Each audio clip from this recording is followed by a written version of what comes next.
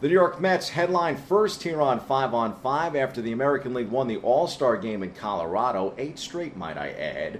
The second half of the baseball season opened and the first place Amazons got back to business in Pittsburgh. The Mets struggled out of the second half gate mightily until last Sunday when Michael Conforto lifted the club with a ninth inning dinger that helped the team salvage one of the 3 games on the weekend. We go inside the locker room for more. A tough loss last night. Going down 6-0 in the first. It's huge. It's huge to salvage a win, especially going down like we did in the first inning. I mean, what a team win. The bullpen throwing up zeros the rest of the game, and the bats continuing to put together great at-bats.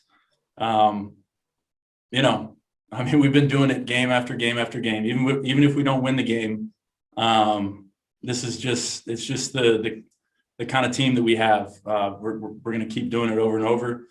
I just happen to be the guy to have the big swing today, and you never know who it's going to be, each and every day. So it's a big one for me, big one for the team. Now we get a happy flight to go into Cincinnati and keep this thing rolling.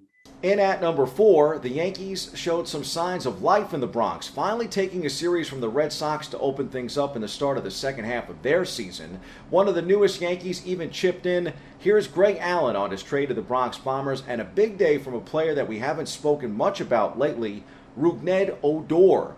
Odor delivered big time last Sunday in a series-clinching win for the Yanks. I mean, it's very exciting.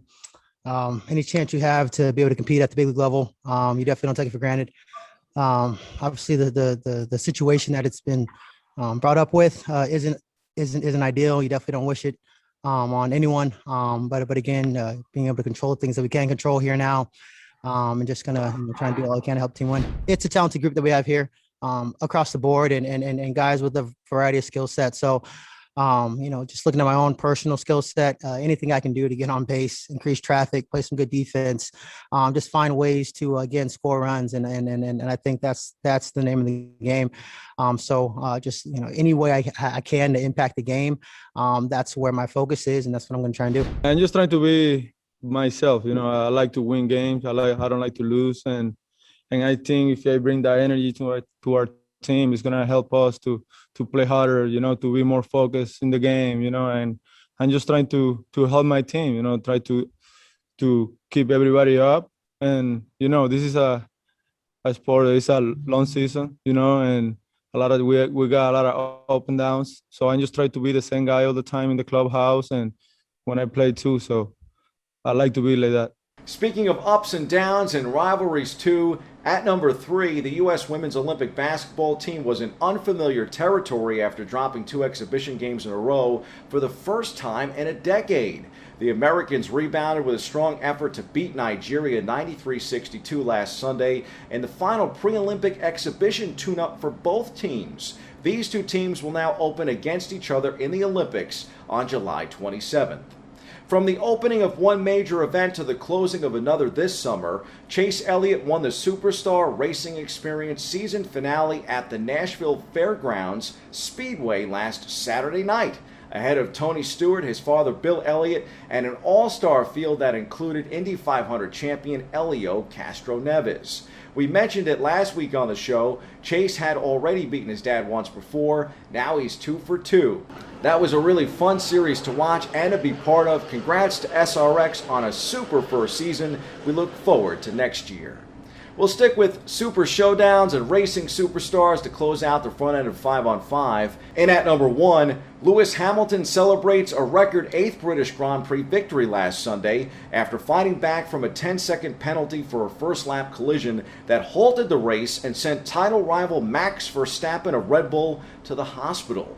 The Mercedes driver, now only 8 points behind Verstappen after 10 races, passed Ferrari's Charles Leclerc with 2 laps to go as a capacity 140,000 crowd rose to their feet to cheer on their hometown hero. The win is the 99th of the 7-time world champion Hamilton's Formula One career and one of the more controversial in his long list of achievements in the sport. In at number 1 on the back end of 5 on 5, we look at the weekend ahead and start with the Yankees and Red Sox in Boston. The longtime rivals played at Yankee Stadium last weekend and will resume their rivalry this weekend at Fenway Park. The series opened yesterday in Boston, followed by 3 games Friday, Saturday, and Sunday.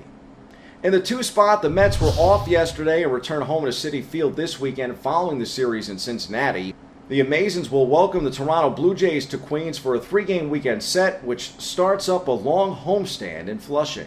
At number 3, New York City FC will host Orlando City at Yankee Stadium on Sunday night at 6 p.m. NYCFC is in the middle of the pack in the standings, but looking to make moves. Looking to make moves here on the show, too, in at number 4. In celebration of something prior to COVID that we look most forward to every 4 years, the Olympic Games take center stage this weekend in Tokyo following the opening ceremony. They run from July 23rd to August 8th. Visit Olympics.com for more info on all of your favorite games. Also, stay tuned for my take on the games and the upcoming C-list.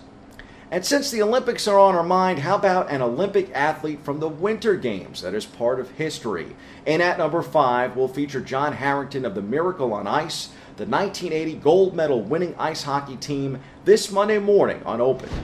I know I can't believe that I'm 41. Can you believe that it's been 41 years since that very special moment?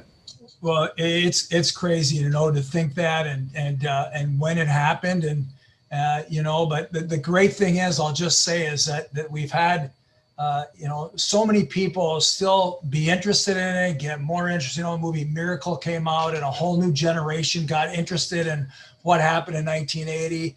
I mean, here I am, I'm coaching women's hockey at Minnesota State University, and I'm recruiting them players that their teams watch Miracle and they're going to games. That's their pump up movie, to watch and night before games. And it's amazing to think that it happened 40 some years ago. I tell people that when I look at them, I said, yeah, but remember I was only 5 when I played on that team. So I'm not that old. So but it's amazing how fast time has gone by. Don't miss the first part of a 2-part chat with the legend and how that memorable Miracle on Ice team is reuniting to carve that incredible memory into something other than our minds. To the C-list we go.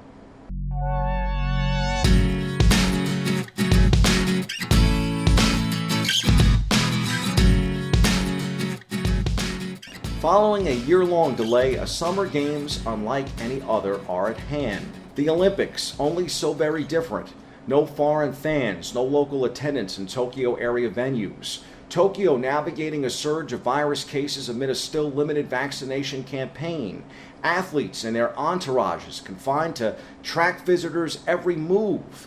Alcohol curtailed or banned. Cultural exchanges completely absent. All signs point to an utterly surreal set of games, one that likely will divide Japan during the Olympics and Paralympics. Lockdown stadiums, vaccinated super athletes, legions of reporters. Meanwhile, volunteers and officials will try and make the games go. They will do their best to concentrate on sports served up to billions remotely.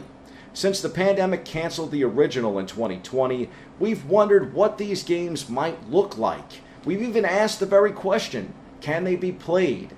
U.S. tennis player Coco Gauff tested positive for COVID-19 before her departure to the Olympics. Other athletes have tested positive at the airport after arriving in Japan or once inside the bubble that is the athletes' village. Seems pretty clear to me these games will have far less of what the world has come to expect from the Olympics, with its attractive mixture of human competition at the highest level, amid celebrations and cultural exchanges on the sidelines by fans, athletes, and locals too. But it doesn't necessarily mean that it won't be worth it, or even worth giving it a try, or that the games won't even be good, even if they are different. Just expect things to be a little different. You can also chime convo-wise by letting me know your thoughts at The Voice Bobby C on social media. That's your look at sports. I'm Bobby C.